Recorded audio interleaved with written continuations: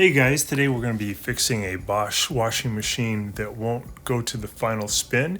The cause of it may be this thing, which is the cold water valve. If it's failing, it won't let in cold water and it won't go to the final spin.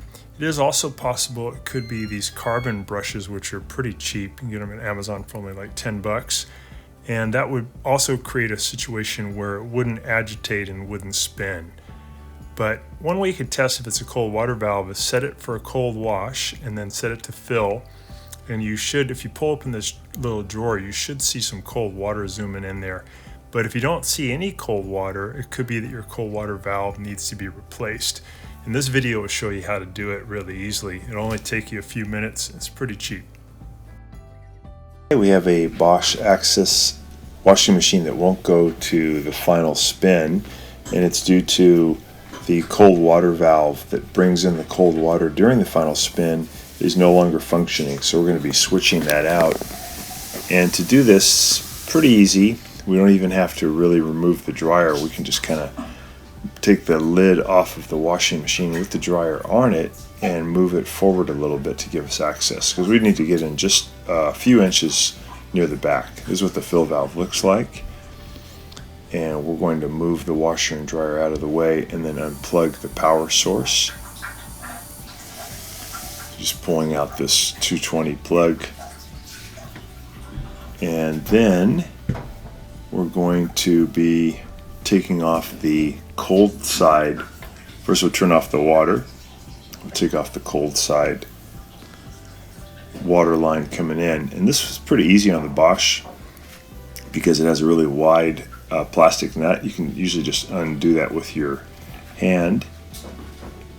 Get that off. And I'm going to be removing these two Torx 15 screws from the back. And then I can take the lid off of the washing machine. The lid does have the dryer on it right now, so it's a little bit heavy. I'm going to lift it up about 1.5 inches, and then I'll move it forward a little bit at a time. Move the right side forward, then the left side forward. I'm trying to create a few inches of space so I can get the fill valve in.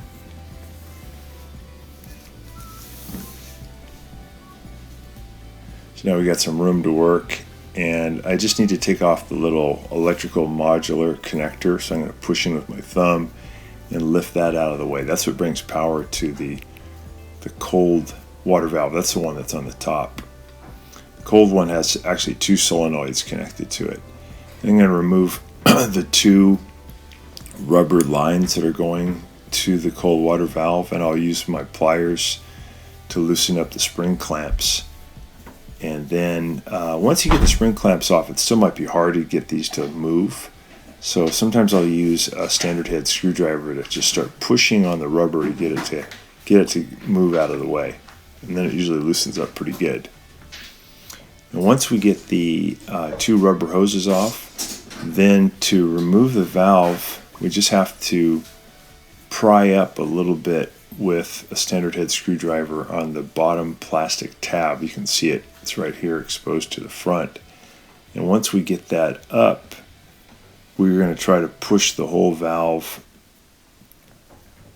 down slightly, and then we can make the top of the valve go in toward the washing machine, and then it'll come out at a diagonal.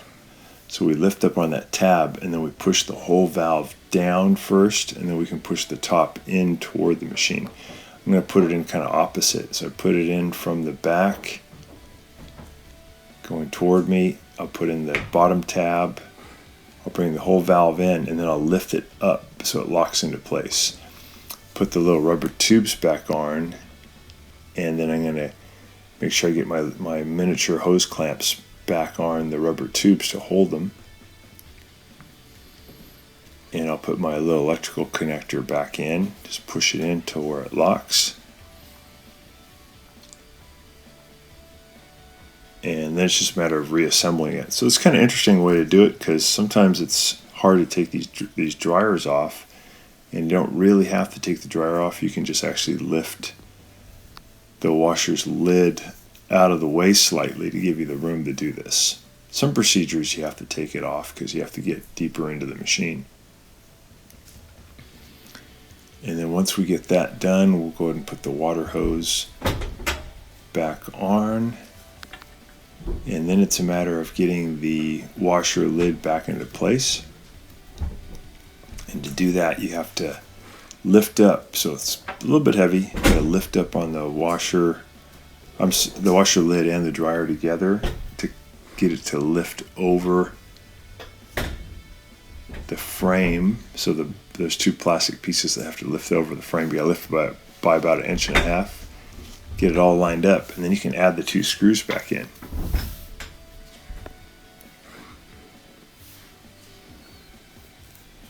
So you can actually do this procedure really quick. Probably within 10 minutes you can be done.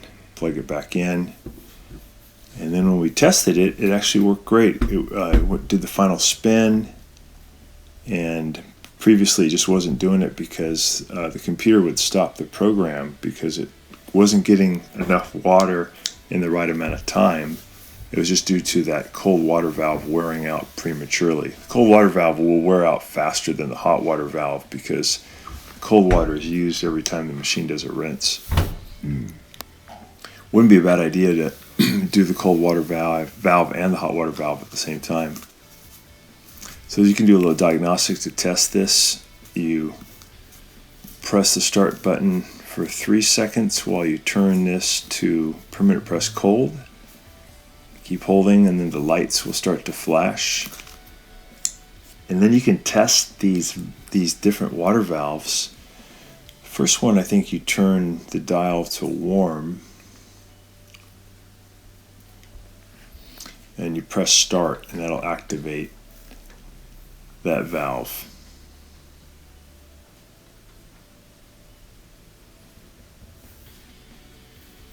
Actually, it might be one more click. Let's try that. There we go. We can look in there and see the water shooting. Then we turn that off. We go to the next one, press start again. That activates a new valve. You can see the water flowing, looks good. That's the one that's testing the cold.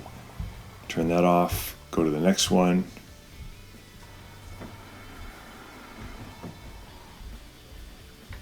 And this allows you just to see those. So they're all firing up now on the diagnostic tech. So I hope this has been helpful to you. And please subscribe to our channel when you get a chance. Thanks for watching.